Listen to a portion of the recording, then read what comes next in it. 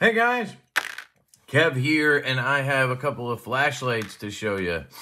So these are from Blade and Beam. The good people over there, Rachel and Dillard, are really cool people, and I've got to work with them a little bit, and yeah, they're just good people, small business, mom and pop type shop, and they're really catering to the community, and I think that's awesome.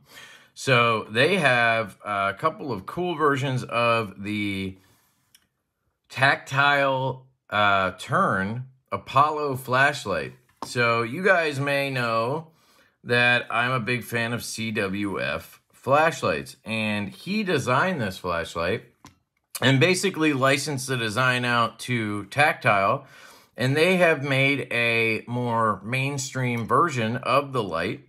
So this is technically not the same light as the mini arc from CWF, but it is basically the same. It just has a different driver, and it's a different price point. It's made in a different place, and it's slightly different aesthetically, but very, very similar at the same time. You can see here on the packaging, it comes in this tube from Tactile. And you have titanium. This says OP. This is their operator finish. And as far as I understand, this is actually an exclusive to Blade and Beam. So the only place you're going to get the Apollo in this configuration is from Blade and Beam. So if you're interested, please check out their website. I will have a link down below. It does help the channel if you use that link, but you don't have to. It's up to you. But I'll link it down there. And yeah, this is their exclusive operator version of the Apollo. And then you have just a standard sort of satin version of the Apollo. And you can see this one was made 5/7/24. And then you have this one, and this just says TT. I guess that's just the tactile finish. If you look at it, it has that ribbing that they do on everything. So does this, but then it has like a nice tumble on it. It's really good. I think it's better than the usual CWF tumble because I guess Tactile is doing this. It's not the same tumble. And it gives you the assembled by person, and then this one's the same date. So it's probably machined in Dallas. And you can see right here, it says designed in collaboration with Charles Wiggins of CWF. And then it gives you some specs here. The emitter is a Nichia 219C 4000K. And the max output is 520 lumens. Sapphire lens, which is nice. It runs on a 14500. Has the Quantum Chimera engine. And it is 3.6 inches long and 0.74 in diameter, which is great for a 14500 flashlight. So if you saw my mini arc review, and if you haven't, I'll link it along the way here somewhere, because you could watch that and it would basically give you the rundown on, you know, size, comparisons, all of that. And even if you watch the beam shot footage video of that, or part of that video, this has the same emitter in it and the same engine to an extent. This has the Quantum Chimera engine, which is not programmable. So the mini arc from Charles is programmable. And that's the difference between the two, mainly, along with those slight design variations. But you can see here's the pill, and that little thing in the middle is where the battery would contact. But you cannot program this flashlight. And there's your 219C emitter down there. And you have a really nice smooth reflector. Charles does an excellent job with his reflectors. And either he made these or had them made and then sent to Tactile, or Tactile's making them. But it's literally, it feels and looks identical to the ones on the mini arc. So, yeah, it's really well done, essentially. You can see the milling is excellent on these. Tactile has done a great job machining these. That line basically disappears. You also can unscrew the tail here the same way, but you would want to remove the clip first, because otherwise you're going to scratch this when you do that. But you could remove that if you ever had to get to the switch, but there should be no reason to do that. This is a reverse clicky. So for one, these don't come with battery stock, I don't think, because they didn't have them in the packaging. But as far as I understand, I think Blade and Beam actually ships these with a Nitecore battery. So I could be wrong. That could have been like a limited thing, but I'm pretty sure they ship every one of these with a Nitecore battery, so you don't have to go buy a battery immediately. I personally didn't get those, so when I got these, they didn't have any. So I'm just using my Vape Cell F12s. These are what I had for my Okluma DC0, and I figured that was kind of fitting. Not the most powerful battery, but you know, this light is kind of set up for this type of battery, I think, in my opinion. So you just put the battery in. I think you could use a button top as well. I think they might recommend that for this light. But I'm using a flat top 14500 rechargeable, and it's perfect. Hasn't had any issues, not rattling or anything. Same thing in this one right here. And the threading is excellent. They did a great job on that. Tightens down real nice. The seams look great. And it is a reverse clicky. So what you're going to do is just click on. That's it. And then it is now on, and you cycle by tapping from here. So this is the mode we're on now. You cycle up, and it gets brighter. And you cycle up again, and it gets brighter again. And that's it, guys. Very simple flashlight. And that was the idea. They wanted to make this flashlight more mainstream for the regular EDC person out there in the community. This is not really geared towards your flashlight enthusiast, right? Like I'm carrying my Okluma DC1. This is an 18350 triple emitter flashlight with a Dragon driver. And I can program this, you know, somewhat extensively. And this is more of an enthusiast light.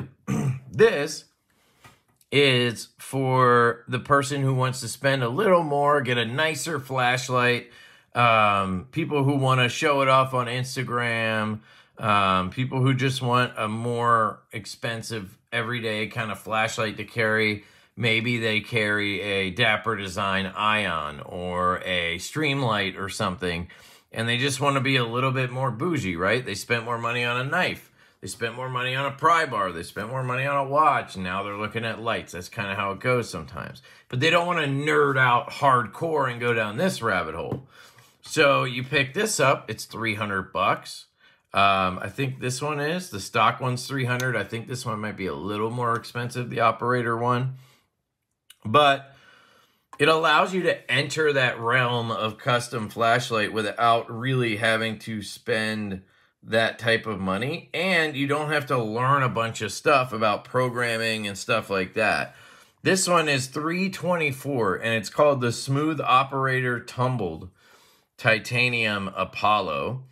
And again, this is a Blade and Beam exclusive. It is also available at the time of filming this, which is May 21st. I'm going to try to get this one up quick. And here's some information. If you want any of that, there you go. There's the low is 16 lumens, medium 160, and high 520, okay? And then this one is $299 on their website as well. So I think that's great. So when you turn it on, there's no memory, and you can't turn memory on or off. I'm very glad that Tactile was smart enough to recognize that if you only could choose one thing, memory should be off. The majority of people will be fine with memory off. The people who hate memory will probably avoid a light with memory. But the people who love memory will probably use a light with no memory anyway, because it's not that big of a deal. I prefer no memory because I always want low to come on first, because I tend to pull my light out in my bedroom at night when my wife's sleeping, or in my kid's room or something. And if I forget and I have memory on and it comes on turbo or something, I'm going to be pissed. So I'm glad they did it this way. And here's your 16 lumens. And then here's your, what was it, 160 and then 520. And 520 lumens doesn't sound like a whole lot, but I gotta tell you, the 520 lumens coming out of this light are excellent. I've done the beam shot video on the mini arc, and I was amazed with how this thing performed at 520 or even on, you know, medium essentially. And I'm going to add a little video at the end here showing you guys these outside as well. And you'll see the reflector he has in here is just so good. It utilizes that 520 lumens so well. So we're going to do that here in just a second. I just want to see if there's anything else I want to cover.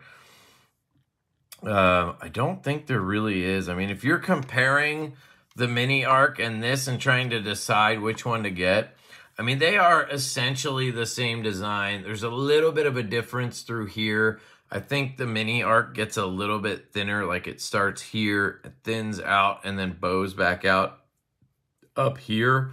Where this one is a little bit more of a slighter thin. It doesn't thin out as much, and it's more of just like a smooth kind of curve in and out, where the mini arc is more pronounced, I think. Very, very hard to see difference, but it's there. And then, of course, the mini arc doesn't have the beautiful, you know, milling that you get from Tactile. And beyond that, guys, the same switch, the same LEDs, the same glass, the same reflector. Basically the same driver in terms of output and everything. It's just that this one's not programmable and the mini arc is. So it depends on how much you care about that. Do you have to have memory, right? My biggest reason that I would upgrade to the mini arc, the reason I would spend the extra money, and maybe I'm crazy, is I want a moonlight mode. And this does not offer you a moonlight mode. Now, for a lot of people, 16 lumens is low enough that they're going to be fine, right? And honestly, this looks like it would be low enough for me to get away with. I usually use the secondary color on my triple emitters with Dragon drivers as my moonlight. So this would be my moonlight. And it's just softer on the eyes. If anybody's sleeping, they don't really notice these colors. If it's green or if it's red or if it's blue, they don't notice it as well. It's a bit dimmer, right? Especially from a distance. You can barely even see it at this point. And this one you can still see pretty well. Is it like the biggest deal? I don't think so. But I want to mention it because that will be a deal breaker for some people. They have to have moonlight. So whether it's moonlight or it's I have to have memory, I think those would be the two reasons to choose the mini arc instead, which you're in luck. Blade and Beam carries CWF flashlights when they're available. Blade and Beam will have them. So if you want that one instead, you can still go over to their website, link down below, and you could pick one up. They also carry the Peanut, which is a fantastic little 18350 light with a ton of power. And they carry the Micro Click, which is basically a thinner version of this. Actually ends up having a little more power, and it's programmable. So I think that about covers it. I really like this flashlight, and if it had a moonlight mode, I honestly would probably pick one up because I think the price point makes a lot more sense. $500 is a lot for a flashlight for the custom, right? $300 is way more manageable for most people. If it just had that moonlight mode, I basically set my flashlights up the same way, right? I have moonlight, or in this case, secondary, and then I have a low, a medium, a high, and then I think there's a turbo because I had to choose one of the preset modes.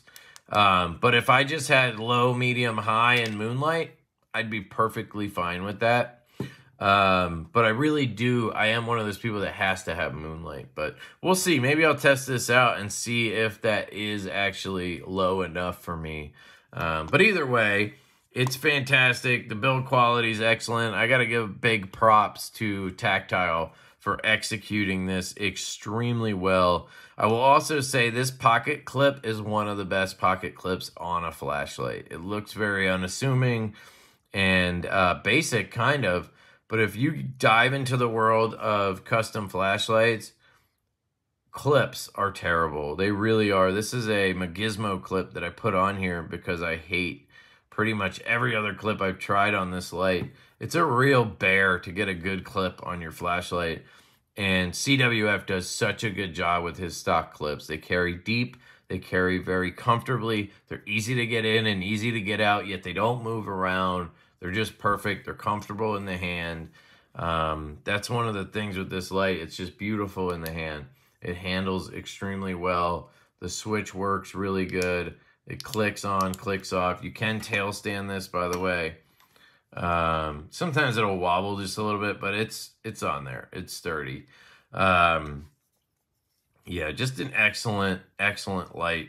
And I love that there's a essentially entry version of it with this for $300 or $324. I really like this operator version, by the way.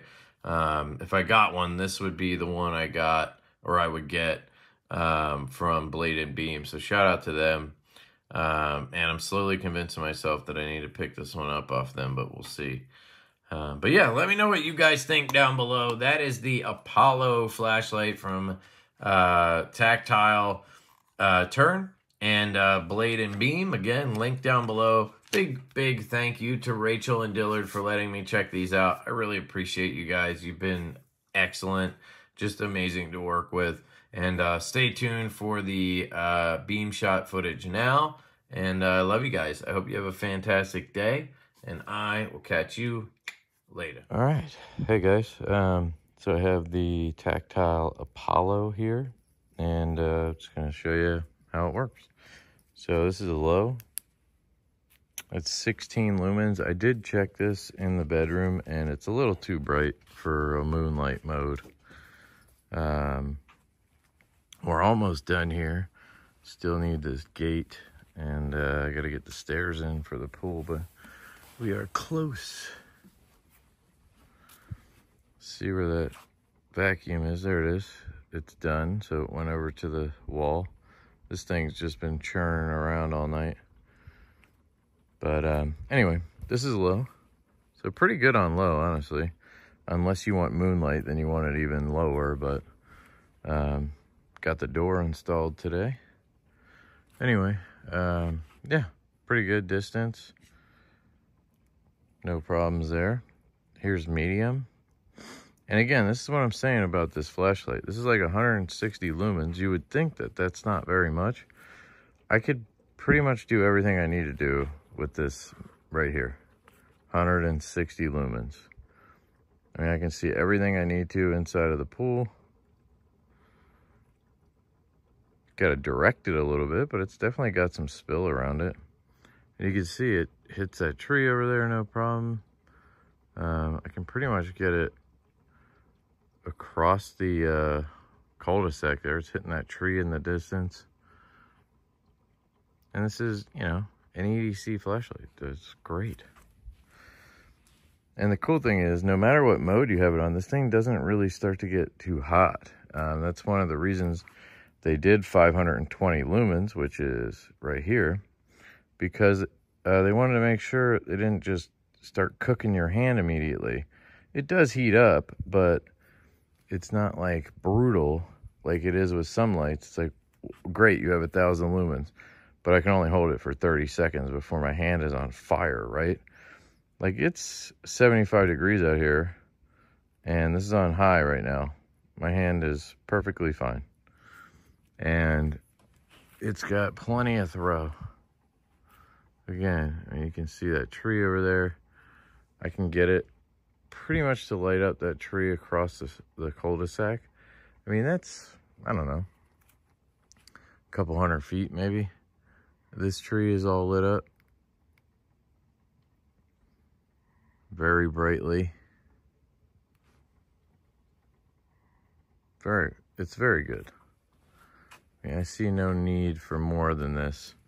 See what the dogs are doing. I mean, I can do that on low, honestly.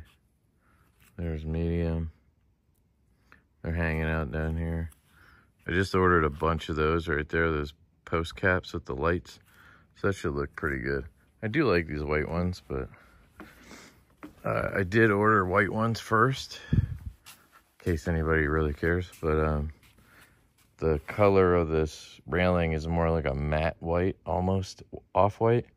And the white lights were just too shiny white, so it didn't match. So I figure the black will work better.